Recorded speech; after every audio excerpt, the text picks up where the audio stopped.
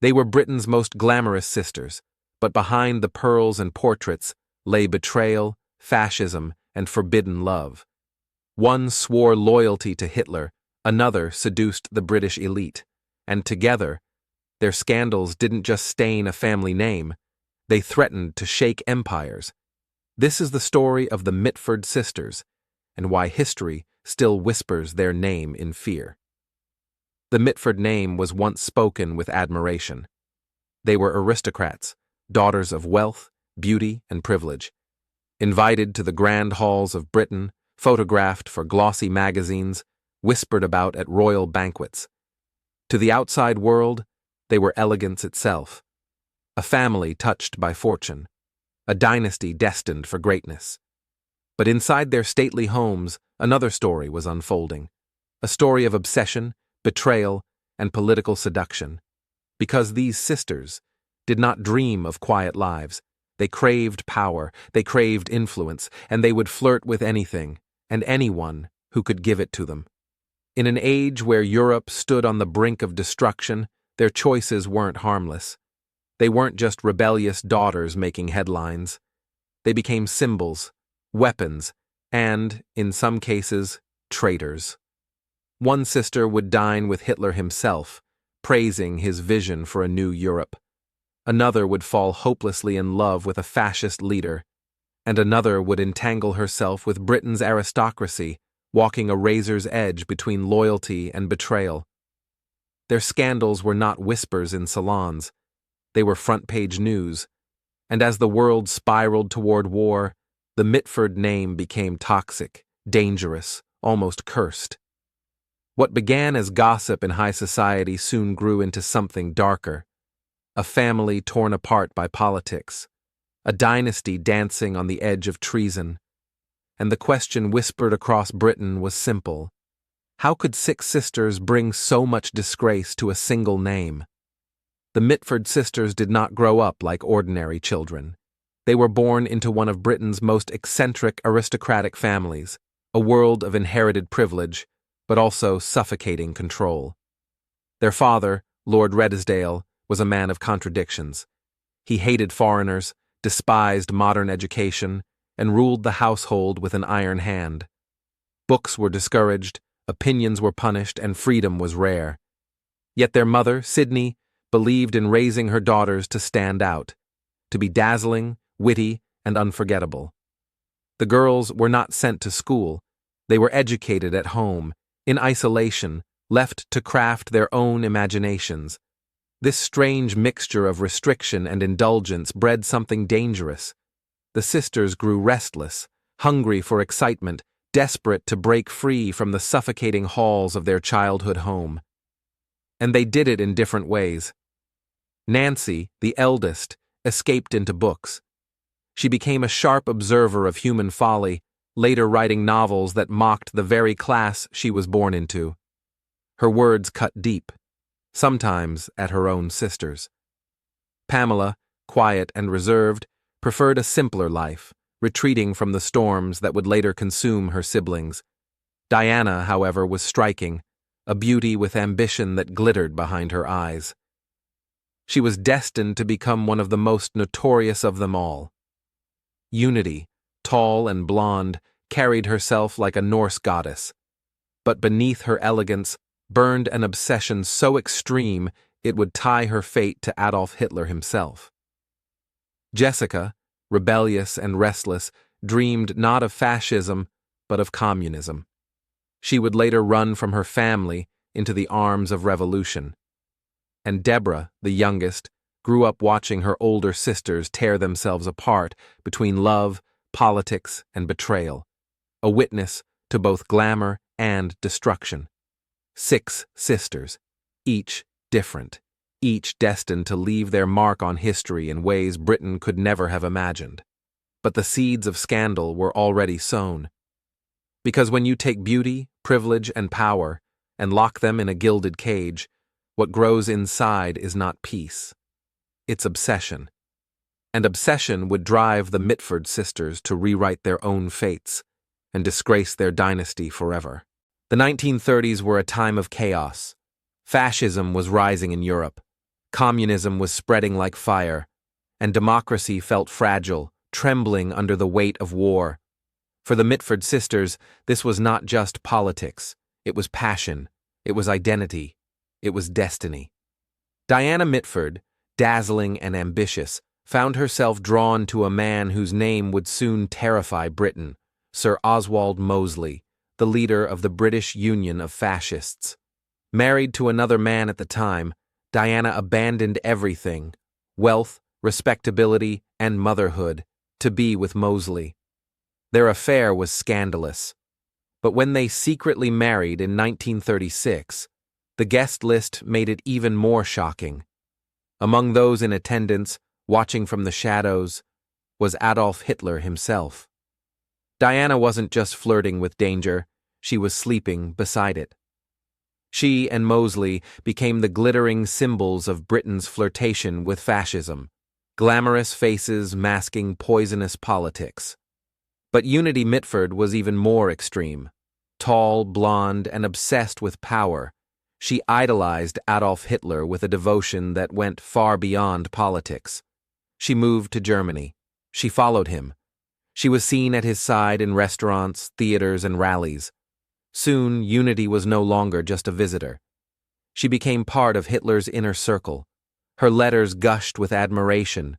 Her diaries brimmed with obsession. The British press could hardly believe it. An aristocratic Englishwoman sitting at the table of the world's most dangerous dictator. For Unity, this was not scandal. This was love. She once wrote that meeting Hitler was the most wonderful thing that ever happened in my life. But to Britain, it was betrayal. The country stood on the brink of war, and two of its most glamorous aristocrats, Diana and Unity Mitford, had pledged themselves to the enemy. And as Diana wrapped herself in fascist luxury, another sister chose the opposite path. Jessica, Decca Mitford, fiery, rebellious, determined, rejected her family's politics entirely. She ran away with her lover, Esmond Romilly, a communist, and the nephew of Winston Churchill. Together they fled to Spain, joining the fight against Franco in the Spanish Civil War. While Unity worshipped Hitler, Jessica smuggled herself into the trenches to fight fascism head-on. Sisters, bound by blood, now stood on opposite sides of a global battlefield. The family dinners turned into war zones. Nancy Mitford, sharp-tongued and unforgiving, began writing thinly veiled novels mocking her sister's choices. Every page dripped with satire. Every word was a weapon. And through it all, their parents watched in horror. Lord Redesdale raged at his daughter's disobedience.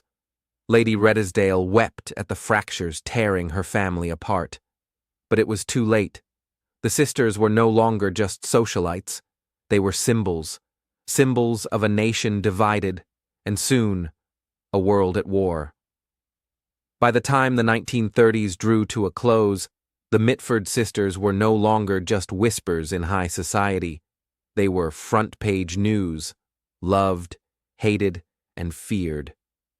And as Europe plunged into the darkness of World War II, their scandals would no longer be confined to gossip columns. They would be written into the blood-soaked pages of history. September 1939. War exploded across Europe, and the Mitford sisters, once just a family of aristocrats, suddenly became a scandal that shook Britain to its core. Unity Mitford, the woman who had worshipped Hitler, now found herself in an impossible position. Her beloved Germany was at war with her homeland. For her, this wasn't politics anymore. It was heartbreak. On the very day war was declared, Unity walked into a Munich park. She carried a pistol, and in a moment of despair, she turned it on herself. The bullet did not kill her, but it left her brain damaged, half alive, trapped in a body that no longer obeyed her. She was brought back to England, hidden away from public view, her scandalous devotion to Hitler now a shameful secret the family tried to bury. But Diana Mitford was still unrepentant, still glamorous, still loyal to Mosley and to fascism. The British government, however, had no patience left for treachery. In 1940, Winston Churchill ordered Diana and Oswald Mosley to be arrested. They were thrown into Holloway Prison, stripped of privilege, reduced to numbers in a cell. For society, it was a shocking fall. For Diana, it was a humiliation she never forgot. While Unity wasted away in silence and Diana paced a prison cell, Jessica Decca Mitford had her own war. She and Esmond fled to America, reinventing themselves in a new world. But tragedy followed her too. Esmond enlisted in the Royal Canadian Air Force and never came home. His plane was lost at sea. Jessica was widowed before she was 30. The Mitford sisters, once united by beauty and scandal, were now scattered across the globe, bound together only by loss, betrayal, and tragedy. But even in the darkest years of the war, the sisters could not escape the spotlight. Nancy Mitford sharpened her pen into a sword. Her novels skewered her sisters' politics with merciless wit. She made their private sins into public comedy. And though readers laughed, the wounds within the family ran deeper than ever. Deborah, the youngest, seemed untouched by scandal, but even she could not escape history's grip. She married Lord Andrew Cavendish, whose brother was killed in the war. By a twist of fate, this made Deborah the Duchess of Devonshire, mistress of Chatsworth, one of England's grandest estates. While her sisters battled scandal, prison, and ruin, Deborah quietly became the guardian of aristocratic tradition, a survivor in a family marked by chaos.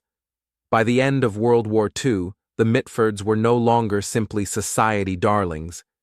They had become something darker. Symbols of betrayal, symbols of obsession, symbols of how politics could tear even the closest of families apart. And yet, the world could not look away. The Mitfords were scandal. The Mitfords were tragedy. The Mitfords were history written in blood, ink, and whispers. The story of the Mitford sisters may sound like a relic of the past, but their scandals echo in our world today. Think about it. They were rich, beautiful, and endlessly talked about. Every move they made was gossiped about in newspapers, whispered about in drawing rooms, and dissected by strangers who never met them. Doesn't that sound familiar? Today, we call it celebrity culture. Back then, it was society scandal. But the obsession was the same. The hunger to watch powerful families rise, fall, and tear each other apart has never left us. And what about politics? The Mitfords weren't just symbols of wealth. They became symbols of division. One sister worshipped fascism, another devoted herself to communism. A family dinner in their home was not just awkward. It was a miniature battlefield of the ideologies tearing the 20th century apart. Is that so different from today? When families are split by politics, when ideologies divide nations, when devotion to belief is stronger than loyalty to blood? Even their glamour feels strangely modern. The torn portraits, the magazine covers, the way their beauty hid something darker beneath the surface. They were influencers before the word even existed. And just like today's celebrities, the Mitfords lived with one unshakable truth. Scandal sells. It always has. It always will. Their story is not just about one eccentric family. It's about us. Our obsession with the forbidden. Our hunger for beauty, power, and destruction. And our inability to look away, even when the story turns dark. The Mitford sisters were not just daughters of privilege. They were the mirror of a century, reflecting its beauty, its madness, and its unforgivable choices.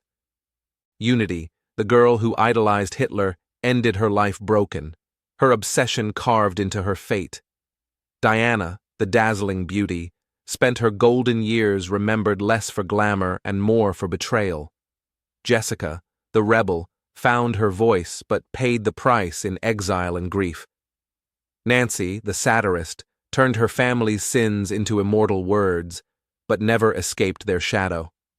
And Deborah, the survivor, outlived them all, carrying the name, the scandals, and the ghosts of her sisters into history. 6 sisters, 1 family, and a scandal that still refuses to die. Because history is not just about kings and battles, it's about obsessions, about the choices that tear families apart, and about the scandals too shocking to be forgotten. And if you think the story of the Mitfords is dark, you haven't seen anything yet. This was only one chapter in the world's buried scandals. But there are others, more forbidden, more twisted, more dangerous. So if you crave the stories that history tried to hide, if you want the secrets whispered behind palace doors and locked inside forbidden archives, then subscribe now. Because here, the past is never truly dead. It's just waiting to be uncovered.